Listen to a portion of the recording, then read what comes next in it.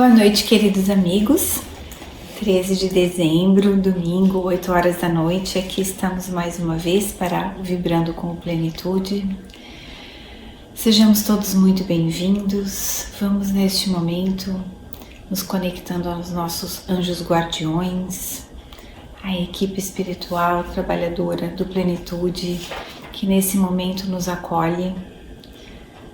Pedimos então neste momento permissão para darmos início a esse trabalho. Como vocês sabem, todas as noites nós temos uma passagem do livro Pão Nosso, psicografia de Francisco Cândido Xavier, ditado pelo Espírito Emmanuel, e também um capítulo do Evangelho. Depois nós temos as vibrações e os passes. Nessa noite me cabe o capítulo 22 do livro e também do Evangelho segundo o Espiritismo. Que Deus nos ampare, que a paz do Mestre Jesus esteja conosco nessa noite. Capítulo 22 do livro O Pão Nosso. Inconstantes. Porque aquele que duvida é semelhante à onda do mar, que é levada pelo vento e lançada de uma parte para outra. Tiago, capítulo 1, versículo 6. Inegavelmente existe uma dúvida científica e filosófica no mundo que, alojada em corações leais, constitui precioso estímulo à posse de grandes e elevadas convicções.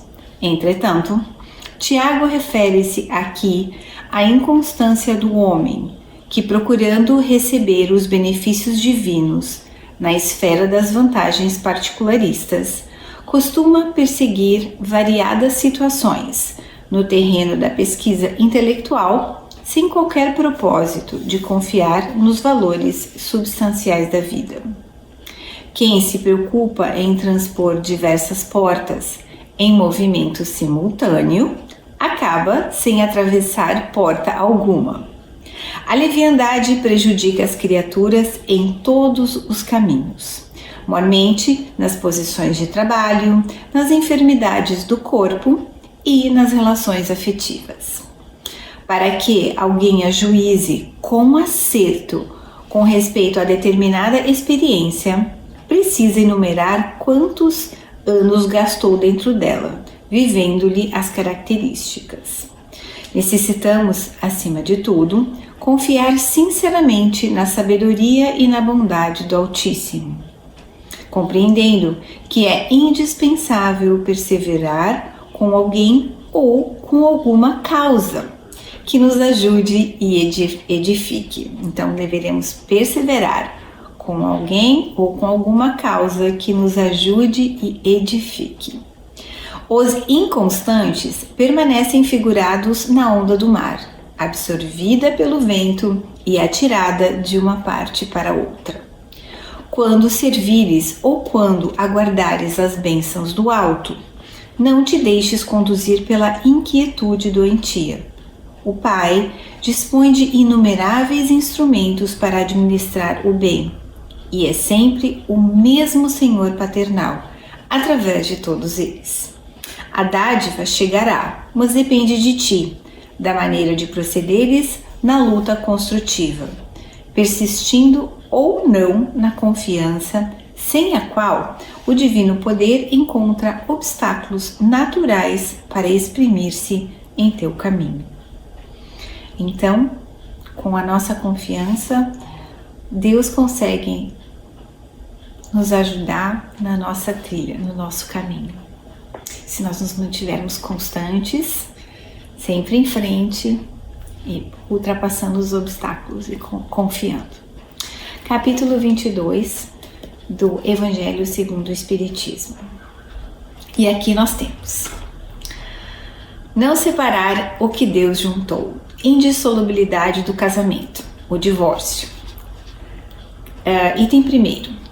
E chegaram-se a ele os fariseus tentando e dizendo: é porventura lícito a um homem repudiar a sua mulher por qualquer causa? Ele, respondendo-lhes, disse: não tendes lido que quem criou o homem desde o princípio os fez macho e fêmea? E disse: por isso deixará o homem pai e mãe, e ajuntar-se-á com sua mulher, e serão dois numa só carne. Assim que haja não só dois, mas uma só carne. Não separe logo o homem o que Deus ajuntou. E replicaram-lhe eles: pois, por que mandou Moisés dar o homem à sua mulher a carta de desquite e repudiá-la? Respondeu-lhes: porque Moisés, pela dureza de vossos corações, vos permitiu repudiar vossas mulheres, mas ao princípio não foi assim. Eu, pois, vos declaro que todo aquele que repudiar a sua mulher, se não for por causa da fornicação, e se casar com outra, comete adultério. E o que se casar com a que o outro repudiou, também comete adultério. Isso está em Mateus capítulo 19, versículos 3 a 9. No segundo item nós temos: a não ser o que precede de Deus, nada é imutável no mundo. Tudo o que procede do homem está sujeito a mudanças. As leis da natureza são as mesmas em todos os tempos e em todos os países. As leis humanas, porém, modificam-se segundo os tempos, os lugares e o desenvolvimento intelectual. No casamento, o que é de ordem divina é a união conjugal, para que se opere a renovação dos seres que morrem. Mas as condições que regulam essa união são de tal maneira humanas que não há em todo o mundo e mesmo na cristandade dois países em que elas sejam absolutamente iguais. E não há mesmo um só em que elas não tenham sofrido modificações através dos tempos. Resulta deste fato que, perante a lei civil, o que é legítimo num país e em certa época, torna-se adultério noutro país e noutro tempo. Isso porque a lei civil tem por fim regular os interesses familiares, e esses interesses variam segundo os costumes e as necessidades locais. É assim, por exemplo, que em certos países o casamento religioso é o único legítimo, enquanto em outros o casamento civil é suficiente. Item terceiro. Mas na união conjugal, ao lado da lei divina material, comum a todos os seres vivos, existe outra lei divina, imutável como todas as leis de Deus e exclusivamente moral, que é a lei do amor.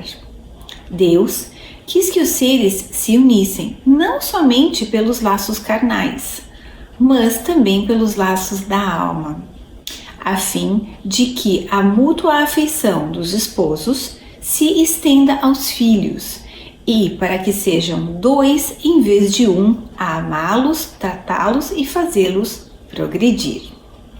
Nas condições ordinárias do casamento, é levada em conta a lei do amor? Absolutamente. Não se consulta o sentimento mútuo de dois seres que se atraem reciprocamente, pois, na maioria das vezes, esse sentimento é rompido.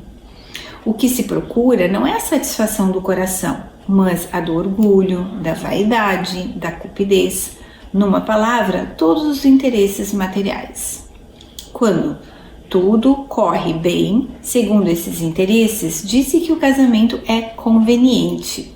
E quando as bolsas estão bem equilibradas, disse que os esposos estão igualmente harmonizados e devem ser muito felizes. Mas nem a lei civil, nem os compromissos que ela determina podem suprir a lei do amor, se esta não presidir a união. Disso resulta frequentemente que aquilo que se uniu à força por si mesmo se separa, e que o juramento pronunciado ao pé do altar se torna um perjúrio, se foi dito como simples fórmula. São assim as uniões infelizes, que se tornam criminosas. Dupla desgraça que se evitaria se, nas condições do matrimônio, não se esquecesse a única lei que sanciona aos olhos de Deus, a lei do amor. Quando Deus disse, serão dois numa só carne, e quando Jesus advertiu, não separe o homem o que Deus juntou, isso deve ser entendido segundo a lei imutável de Deus e não segundo a lei instável dos homens. E no último item, o item 4, nós temos: a lei civil seria tão supérflua e deveríamos retornar aos casamentos segundo a natureza? É uma pergunta, dos espíritos. E os espíritos respondem: não, certamente, porque a lei civil tem por fim regular as relações sociais e os interesses familiares segundo as exigências da civilização. E eis porque ela é útil e necessária, mas variável de um país para o outro, de um lugar para o outro. Deve ela ser previdente,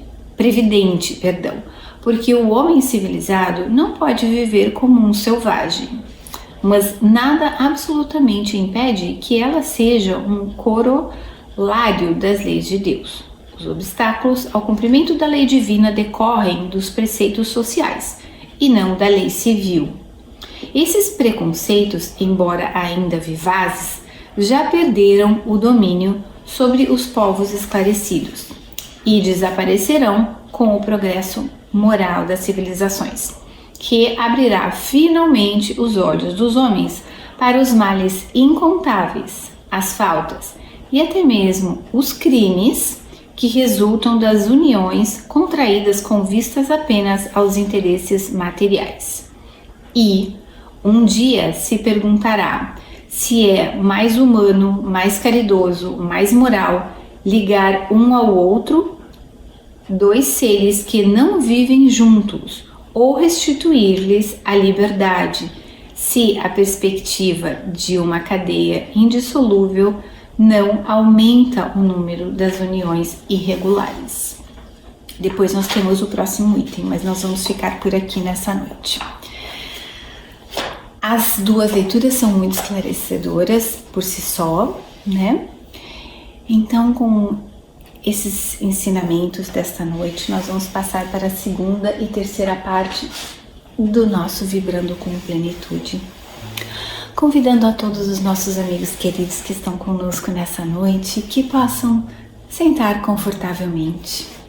Nós vamos dar para depois receber. Nós que estamos aqui já totalmente harmonizados com essas leituras, com a presença dos nossos anjos guardiões que nos abençoa todos os domingos, para que possamos ter uma semana tranquila, feliz, cheia de saúde e coisas boas. Então, neste momento, somos todos convidados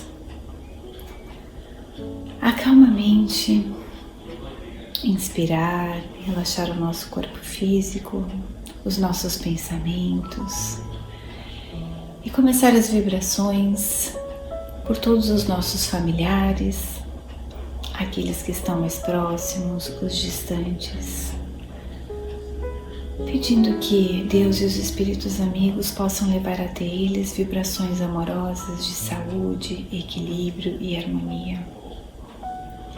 Nós vamos vibrar por todos os nossos amigos queridos, por todos os frequentadores desta casa abençoada Plenitude, por todas as pessoas que trabalham em benefício desta casa, por todas as pessoas que têm os nomes nos livros da casa, sejam eles encarnados e desencarnados, que estejam precisando de uma vibração amorosa, cheia de saúde e equilíbrio.